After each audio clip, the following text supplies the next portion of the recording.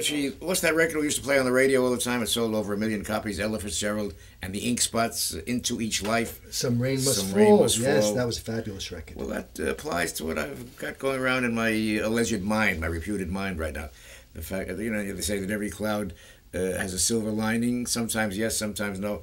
Our good friend John Carpenter, at the peak of his just about to happen fame, the moment when his vision, his dream was about to be shown on the movie screens, the Late to Lunch that he produced, that fantastically funny movie.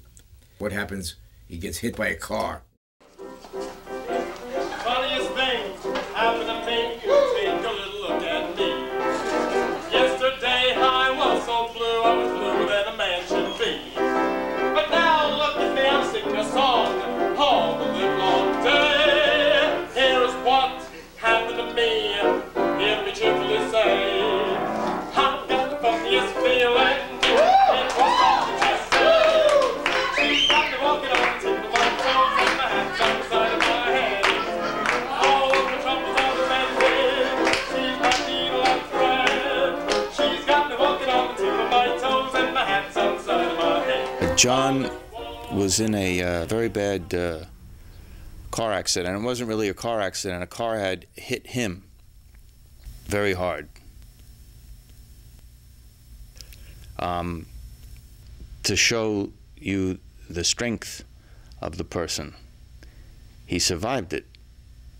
I would tell you that from what I saw and what I heard when I spoke to him, if it had been anybody else but this guy, would have been dead. And a real, not a little accident, but a semi-critical, semi-devastating situation that might have put the ordinary person into hibernation for the rest of his life.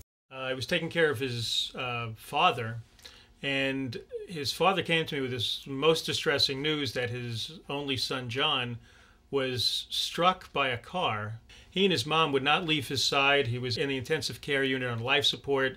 I was actually preparing them for the worst based on what they were telling me. He was in a coma for several months, going through rehabilitation, learning to walk again, learning to talk again. John almost assumed the energy from the car that hit him and put that forward into his rehabilitation. He came to me and he said, I've been in this disastrous accident. George, I can't walk. I got braces on my legs. What am I going to do with this film? And I came out to visit him. And it was kind of a shock to see him the way he was. But I didn't let that show. I was his buddy as always, and we watched the rushes of that film, and it was great. I mean, this was the best thing he had ever done.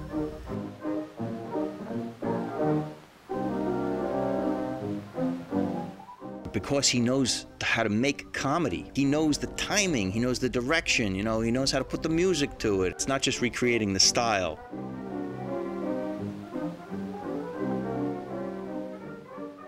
His inner drive to succeed was really what kept him going, and seeing a project through. This was his pet. This was his big project that he's had going on for quite some time. And getting hit by a car and being laid up for that amount of time was not going to deter him from finishing. Oh, John!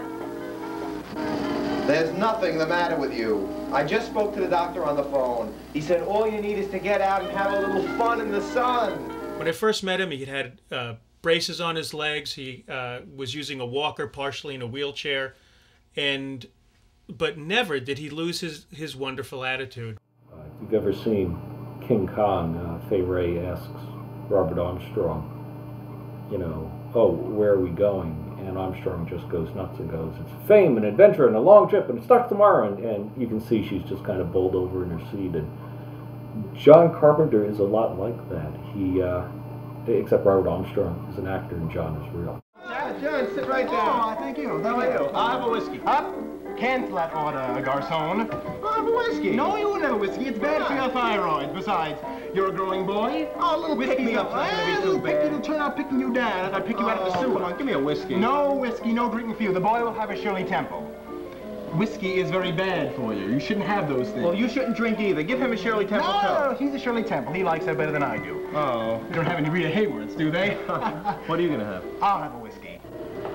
Hi, I like my sailors big and burly like you two. Well, we're not sailors.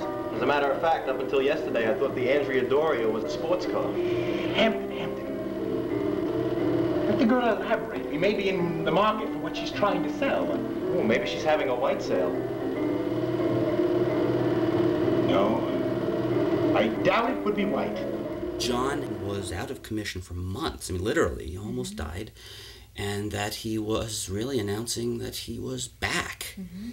Which I was, You and I as a couple, we were so excited to find him that we met with him pretty quickly after that and really wanted to see him regain his full capability to share with the world again his films and his verve for life. And I think he helped us as much as we helped him in a way. If he wanted to work on one of his films, he always had an exciting way of incorporating you. I know, I'll write this great role for you, or I know you can do sets, which I ended up doing mostly for John all the way through college. And he gave me a confidence I never really thought I had. I first saw John acting in a production of Little Abner, and first scenes I saw in rehearsal was his portrayal of General Boomers. Before that great stockbroker took him to that great big stock market in the sky. You know, I've seen high school productions before, and they were pretty substandard, but this kid can act. Child's dream. It made me actually want to maybe get into the play too. This will quiet you. What is it? It's your Norman Vincent Peel pill. I don't want any more of those peel pills. They make me think too fast. Mr. Young's here to see you, sir. It was very difficult for me to have that first conversation with him because I still have these memories and this image of this wonderful, wonderful human being and vibrant personality, and not knowing what he became. Actually, I was very afraid to see him after that. But knowing John, very determined. The guy's got a lot of guts, and it was wonderful seeing him again. It was a little rough because he was a wonderful hoofer. We used to do a lot of tapping together, and his voice wasn't what I remember it to be, but he's working on it. Judge. Yes. Now let me ask you a question. Just one. Oh, just one? All right, ask a question and a half. Okay, fair enough. Thank you. Now I know you're a pal. There you go. Not mine, but a pal. Okay. Love thy neighbor. Tell me something. Do you know a guy named John Carpenter? No. Do you? No, but when I find him, I'm going to kill him. I want to You had no string there. You had no string there. I throw it. I kill him.